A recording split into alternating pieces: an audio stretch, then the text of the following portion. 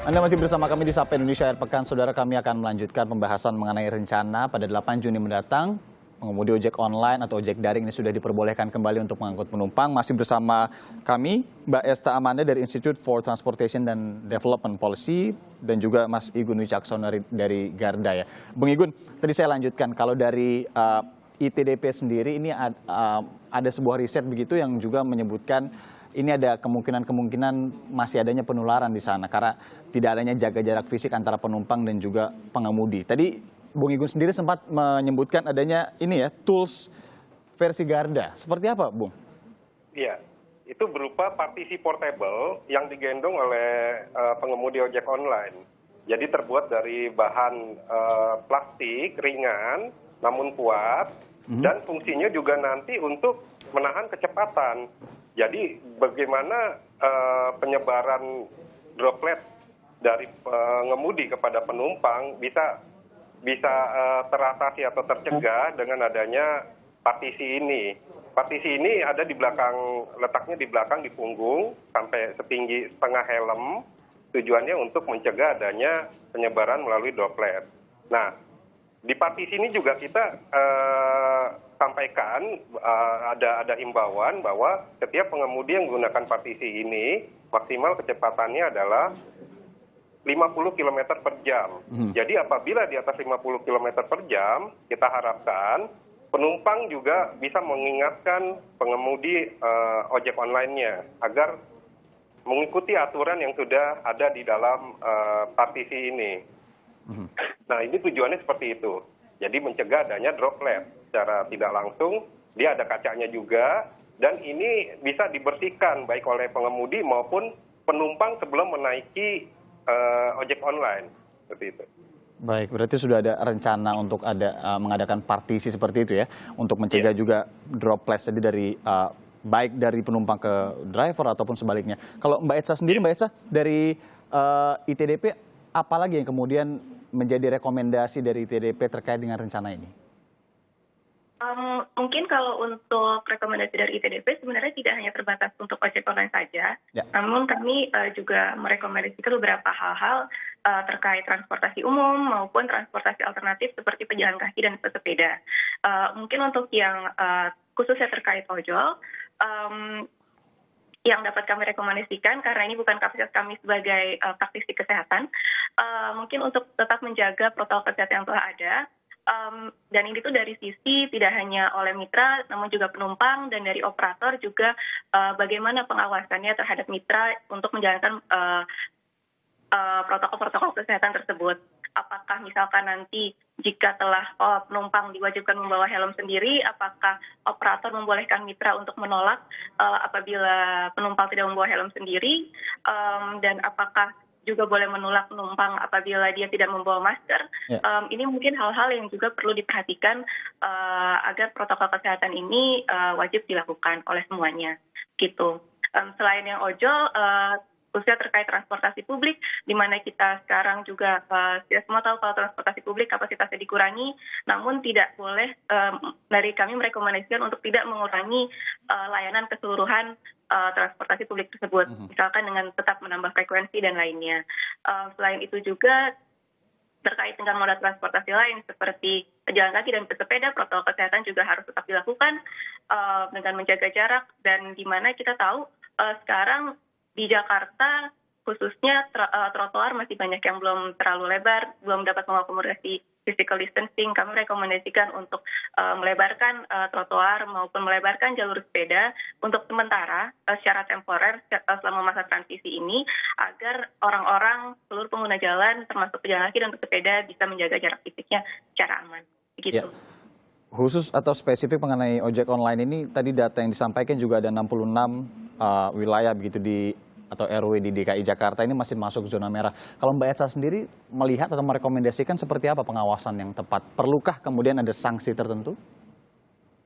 Mungkin ini mekanismenya bisa didetailkan lagi oleh antara operator, karena selama ini kan kita juga sudah ada dari operator sudah ada rating misalkan, apakah nanti pengemudi maksud saya apakah nanti penumpang bisa memberikan rating bila pengemudi menjalankan protokol kesehatan ataupun tidak menjalankan protokol kesehatan, dan apakah pengemudi diberikan opsi untuk menolak penumpang apabila penumpang dikira tidak membawa helm sendiri atau tidak membawa masker sendiri. Mungkin itu salah satu pengawasan yang perlu dilakukan oleh dari sisi operator gitu. Dari sisi operator ya. Kalau tanggapan Bung Igun sendiri seperti apa, Bung? Kalau melihat datanya ini tidak sedikit ya, 15 RW di Jakarta Utara, kemudian Jakarta Barat, Jakarta Pusat, dan Jakarta Timur. 3 RW di Jakarta Selatan. Bagaimana kemudian Bung Igun melihat perlunya pengawasan dan sosialisasi kepada pengemudi itu sendiri? Perlukah kemudian nantinya siap nggak kemudian teman-teman atau mitra dari ojek online jika melanggar ini mendapatkan sanksi begitu? Iya. Jadi memang saya setuju dengan Mbak Elsa tadi bahwa perlunya pengawasan dan juga pelaporan-pelaporan dari antar perusahaan aplikasi, komunikasi juga, bahwa adanya wilayah-wilayah yang masih dalam zona tidak aman apabila mengambil penumpang dalam wilayah zona tersebut. Nah, kita juga perlu peran aktif dari penumpang agar pengemudi ojek online juga melaksanakan protokol kesehatan.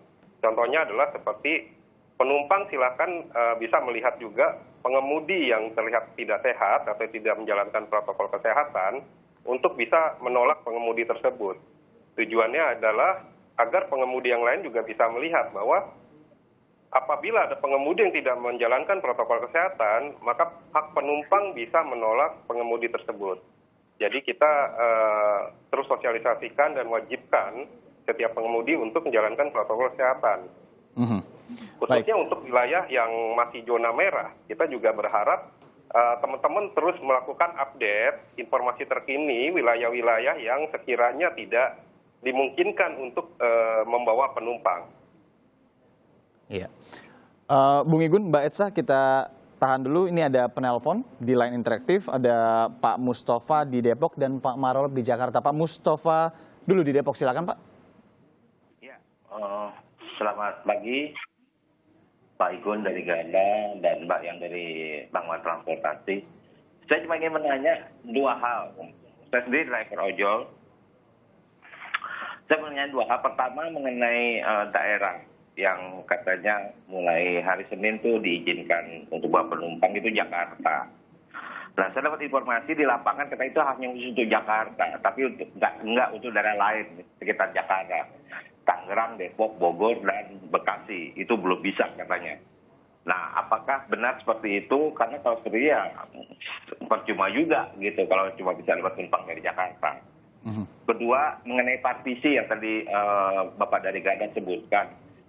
Saya mau tahu apakah itu dia portable dalam arti selalu terpasang ketika kita mengemudi kendaraan atau bisa dibongkar pasang kalau kita nggak bawa penumpang. Karena kan orderan kita kan bukan hanya penumpang, tapi ngambil barang, ngambil makanan. Dan itu butuh waktu untuk kita menuju tempat mengambil barang. Apakah kita sambil jalan sambil bawa-bawa partisi itu atau bisa dilepas sementara kita nggak bawa penumpang? Itu baik. aja sih pertanyaan saya. Baik. Terima kasih. Oke, nanti akan dijawab. Kemudian untuk Pak Marolop dari Jakarta, silakan Pak. Selamat pagi, Pagi. Pak TV. Jadi pertama saya usul nih, ya, itu minimal rapid test dulu lah itu para pengemudinya, minimal. Kalau bisa swab lebih bagus, gitu kan? Itu satu. Terus yang kedua, saya cerita pengalaman saya sendiri nih. Saya pernah beli makanan online, ya. Terus kemudian waktu diserahkan ke saya ini, pengemudinya ini yang mengantar ya, itu maskernya itu hanya di dagu ya, tidak menutupin mulut dan hidungnya. Jadi ya saya sempat takut juga kan. Nah, jadi seperti tadi yang tadi dibilang bagaimana pengawasannya ini, kan? Itu masalah itu. Terus Baik. yang pengalaman lagi, saya sering juga memperhatikan ketika saya di jalan itu masih banyak pengemudi ojek online itu mangkalnya itu berkerumun. Nah, ini pengawasannya gimana? Jadi kalau hanya mengandalkan dari Satpol PP, polisi, tentara itu sangat berkurang ya. Bagaimana ini perusahaan dari ojol ini Baik. untuk mengawasi mitranya ini, anggotanya ini. Masalah pengawasan ya Pak Marolop ya? Ya, makasih ya. Baik. Selamat pagi. Ya, terima kasih barusan Pak Marolop dari Jakarta. Sebelumnya ada Pak Mustafa dari Depok. Mungkin saya ke Mbak Etsa dulu, ini dari Pak Marolop tadi di Jakarta. Ini juga berkaitan dengan riset dari ITDP begitu ya. Di mana Pak Marolop juga menyarankan adanya tes dulu, tes untuk para pengemudi ojol yang kemudian juga tadi berkaitan dengan endapan para ojek online ini ketika berkumpul. Kalau Mbak Etsa melihatnya seperti apa?